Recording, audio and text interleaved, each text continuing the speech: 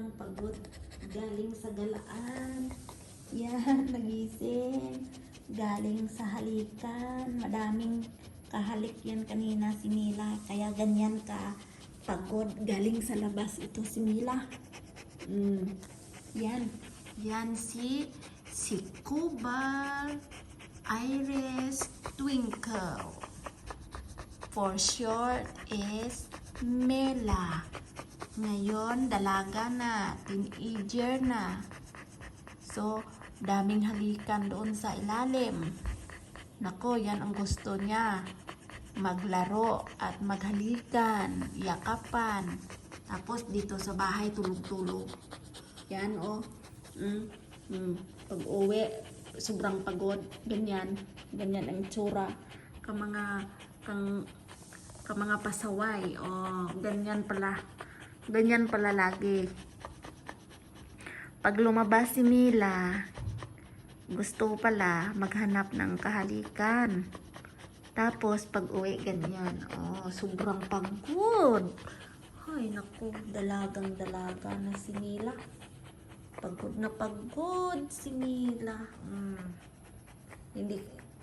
Madami siyang kahalikan. May Labrador, may Aspin, tapos mayroon pang mga Askal, tapos may isa pa doon po, Kukupo, Kuko Spaniel, Poodle, I don't know what the breeder, and then only Mila, very small, but wow, but she very active. Oh, maghalikan doon sa mga kapwa niya. Naku, dalaga na. Super dalaga na ito. Uy, gising na. Uy. Oh, punasan bunganga na. Oh, punasan dia bunganga na. Ay, naku.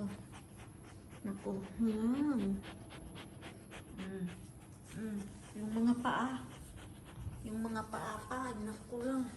Nakaapak ito sa mga madumi. Naku. Tapos naghahalikan, hindi naman marunong maghugas ng pinggan. Uy, gising na.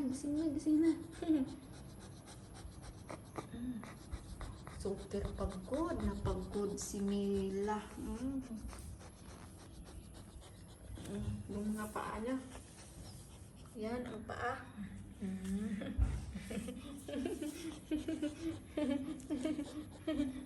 Wawa Mila ba? Wawa na si Cobalt. Ito si Mila, si Cobalt ito nga pangalan niya sa Australia eh. Si Cobalt Iris Twinkle. But she arrived here in Singapore and then she called Mela Pasaway. Kiti. Ay naku, sobrang pagod si Mila.